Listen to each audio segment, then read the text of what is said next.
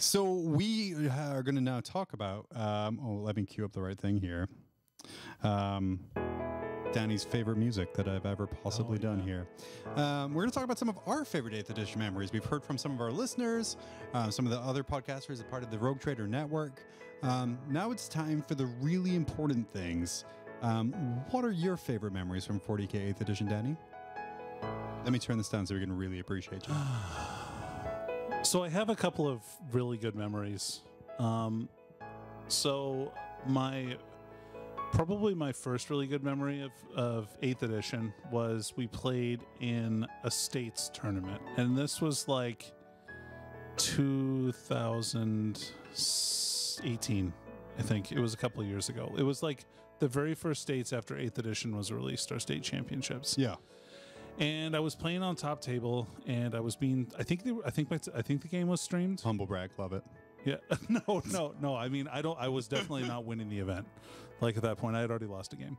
But I was playing against a fine gentleman named Cameron and his Custodes, and I was playing Nurgle Demons with Death Guard like demon. Oh, I think I played you at that event too with your stupid list, which had like multiple plague words. It was all around Epidemius being a jerk, right?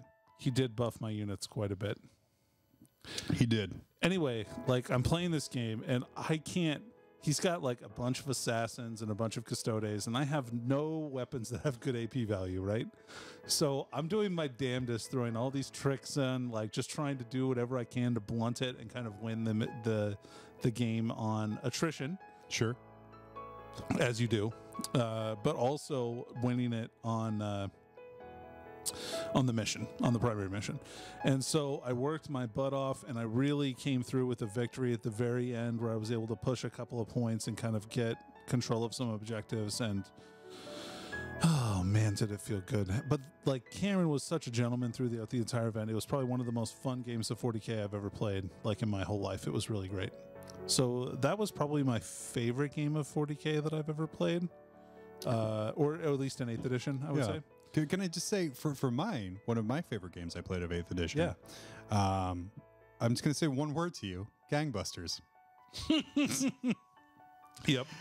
So this was at a GT last year, and actually, like I think last weekend last year, because the memory popped up on my phone. But it was kind of the inaugural Midnight Sun GT. I had like my entire my entire Nurgle demon list. It's like 90 plague bearers, like 30 Nurgling bases, and this all came from a place of me just wanting to play like a meme list of just like really annoying stuff. And man, did it work. Nice. So I went and played against one of the guys from Fairbanks, Randall. And he had like 6 Eldar planes and like kind of a bunch of other weird stuff. And I have literally 0 guns in my army. Right. So again, I just, it was like WWDD. It was like, what would Danny do? And so I like play to the objectives. So I'm trying to maximize my score. After turn 1, he turns to me and he says, yeah, I killed all your Nurgling bases. So I maxed out Gangbusters. And I'm like, hold on there, buddy. Swarms don't count for Gangbusters.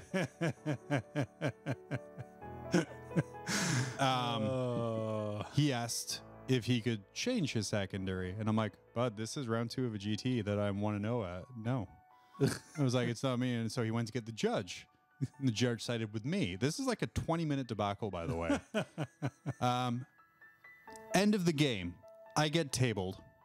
Right. I won by 3 points. That's the best. So if he didn't actually take Gangbusters and took a proper secondary, I would have lost that game by like 1 or 2 points. Yeah. Well, that goes to show how important it is to play to the mission. Yep. Because I maximized my score in that one. 100%, man. He threw a chair after that game. Yeah, he threw his hat on the ground. Threw his hat on the ground. Yeah. Oh, man, it was great. I've seldom seen such bad sportsmanship. That I managed to pull out of someone. That should not be a surprise to anyone who knows me. Danny, let's go run about. And speaking of bad sportsmanship. Oh, yeah, let's go. Yeah, so my second... Wait, this is my most memorable moment, not my favorite moment, right? Oh, sure. Okay. We can do either. There's been like a lot. Seldom when I play my games do I ever lose my temper. Oh, yeah. Yeah, so I'm usually... or I don't know. I mean, like, I can get pretty direct, but I'm usually not, like, forceful or mean. Yeah. So during one RTT, I decided I was going to play like a Horde Chaos Army, and it was back when Poxwalkers and Cultist Spam was like, Oh big, yeah, right? yeah. So like, what would happen was like you would make it so your Poxwalker is going to be targeted, Right. And then every time that a cultist died, it got added to the Poxwalker. So I just had a huge like 100-person Poxwalker unit Yeah. at the end of the game. that got FAQ'd real quick though. And fair enough, it totally should have. So I'm playing a game against a gentleman who was kind of new to our store, and he had a Sisters of Battle army. And so we start the game, we're setting up. I play very fast, like I would say, if I were to, like, not to, another humble brag here, but like, I'm not a slow player. And so I put my army down. I was deploying super fast. I had a lot of models. This guy spent literally 20 minutes deploying and redeploying one repressor full of like Sisters of Battle. Like, put it here, no, I'll put it here, no, I'll put it here, no, I'll put it here. So like 45 minutes into the round, like, we're not done with deployment. So I call the judge over. I'm like, Judge, what do you want me to do? Like, this is ridiculous. Like, this guy keeps like deploying and redeploying, and like, I just want to start the game. And so he's like, all right, you need to speed up, blah, blah, blah, blah, blah. Anyway, since this apparently made my opponent like really upset, like that, and I was pretty direct with him. I'm like, man, you need to hurry up and deploy. Like, we're already this far into the game. Anyway, so he finally starts. He takes forever, doesn't understand the rules, questions me at every single impasse, like about every single rule, because he hasn't ever played before. Sure. 8th edition. And so we're trying to figure this stuff out. Or like, I'm showing him in the rule book every single time. Time is wasted. So we play 3 turns. I think it like ends. That's really good for considering a 45-minute deployment. Oh my God, dude. Well, I played like lightning, I'll tell you what. And so this guy, we get into arguments, like he nitpicks all my movement, like I'm moving too far, and I'm a pretty precise mover, so another thing. And so eventually he's like, you know, hey, what's your problem, man? Like, do you have an issue? I'm like, well, I mean, you are the problem. You're acting like a giant asshole right now, and like I'm fucking sick of it. And the judge is like standing at the table. He's like, whoa, you need to chill out. You need to chill out. Like, both of you guys just finish your game. And I'm like, all right, game's over. Like, let's score. So I go, all right, good game. You know, and I go to shake his hand. He's like, why have you been shaking my hand? Was it a good game? I'm like, no. And he's like, well, you know, don't feel pressure to conform to societal norms of. And I'm just like, fuck you, buddy. Like, seriously, get out of here. All right. Well, I hope you have a great rest of your day. Oh man. Yep. I did win though. That's pretty memorable. Another great memory for me was playing against a local player and Com40K admin Rob Porter. Which is, you know, never usually a fun time for me. Well, the games are fun, but they're usually pretty short. This time, however, when I was playing him again with my weird Nurgle demon spam list against his like little AdMech defensive line, every morale test I rolled for my demons was a 1. That's the best. And in one turn, I brought back like 14 or 15 plague bearers. Hell yeah. Which got me within an inch of his line because I just daisy chained them forward. Nice. Like all the way, and then I just charged like all of his stuff. By the second turn that I brought back 10 plus plague bearers in a row, he literally had, oh my effing God, and walked away from the table. I lost that game, but I won. In my heart, because that was my objective of that list, was just to be annoying as heck. My God, was I annoying as heck with that list? It was super good. I did bid a Tau gunline though. Yeah. We just, and he placed higher than me. And let me talk about why I did it. And Phil touched on it last segment. I did it by abusing rules and doing feel bad thing like tri-pointing and making it so like a lot of my stuff was untargetable. Yep. I mean, you got to do what you got to do. Yeah, I'm glad it's gone now. Yep, me too. Yeah. It'll be better for the game overall. It will. What else you got, Danny? Anything else that kind of really sticks out? Okay. I played a game against one of our perennial podcast favorites, Taylor. Oh, yeah. Yep. Good guy, great guy, teammate. He told his favorite 8th edition memory of being very angry at someone playing. And then that was actually a listener favorite memory. Actually, so the guy that he was mad at is the guy that I just described. Who was your sister about? Anyway, so I was playing him at a GT, and he was playing AdMech, and I was playing Necrons, and we had like this super close game where literally it was one mistake that I made, like I feel like at the very start, where I moved a plane too close to his knight so that he could move past my plane, like through the base. Yeah. If I would have move blocked the knight, like I would have moved the plane back maybe 3 or 4 inches, I think I would have won that game because I would have blocked the knight from getting over into my deployment zone. Yeah. But man, what a great game. Like it was like a really great back and forth. And I think I lost, but I only lost by like 1 point or 2 points. It was super close. Like It was awesome game. So much fun. Like I love games like that. I was playing against one of our local players, Brian, and he had like this great looking guard Blood Angels list. And my single favorite memory from 8th edition from a game was when I had my line of plague bearers across the table, and I just told him, I'm charging your entire army Right. with this unit of plague bearers.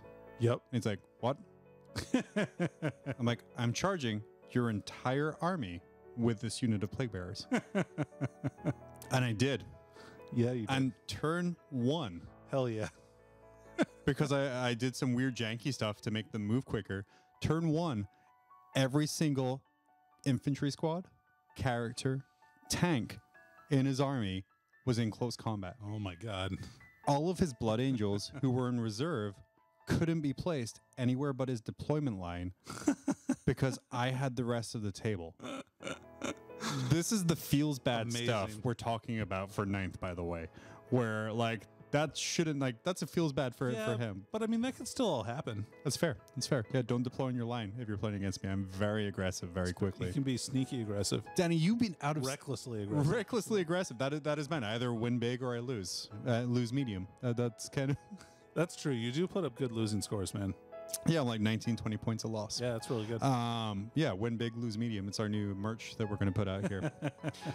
Danny, you've traveled a lot this edition. You've gone to the SoCal Open, LVO a couple times. You've been to Charity Hammer. Yep. How has your relevance been? Like, kind of, what has kind of been your experience going out of state and kind of meeting all these great people? Man, and it's Peter been the Falcon? so great. Like, there's been so many great people that I've gotten to meet. Like most every single like big named player that I've met over the course of my travels has been just such a great person. It's really been a treat to meet all these really great players, and I'm hoping that we get to continue that into the future. Yeah, absolutely. And I know Danny and I, we both have our tickets booked for LVO. Heck yeah. We're excited to go down. We're excited to probably our sneaky tickets. Our sneaky tickets. That's another great memory for me, because now 3 years in a row, I've bought my LVO tickets early by Googling LVO ticket sale and getting the link to the website to buy tickets. Before they're up for public. Before they're up for public. 3 years in a row, I've emailed Frontline and be like, hey, dirty dog. I'm really sorry. I did it again. But no, we're excited to go. We'll probably get a nice little swab up our nose on the way down and the way up. Oh, yeah. Can't wait for that. But we're excited to go because the people we meet traveling have been amazing and super great. We've been able to meet and talk to like the people from the Best in Faction podcast, from the Sister Act podcast, who are just great guys. Dangly Boys. Lords of Terra. We haven't met the NZ40 Cabal yet. Hopefully someday. But hopefully someday we will, once New Zealand lets people with poorer governments into their country. Or out some of disease-ridden refugees into their country. We helped form the Rogue Trader Network, where we all kind of came together and kind of shared our information, which is such a great time. Like, it's been a crazy good edition, man. Michael Timpey from the High Lords of Terror podcast, not a guy I really talked to before, but he is such a great humor and wit to him. Man. Yeah, he's great. He matches my level of dryness, and I love that. He's so very much. dry. Yeah. So yeah, definitely check out their stuff there. I will say this edition for me personally has been great. Our podcast has evolved and changed, and to the point where kind of it's just Danny and I now. But like I feel have improved year on year on year, and the only way is kind of up. And just from the heart here, that's because of like listeners and viewers like you guys who are spending your time for some unknown reason. I don't get it, but I don't get it. We appreciate it. We appreciate it. That let us keep doing what we do for some unknown reason.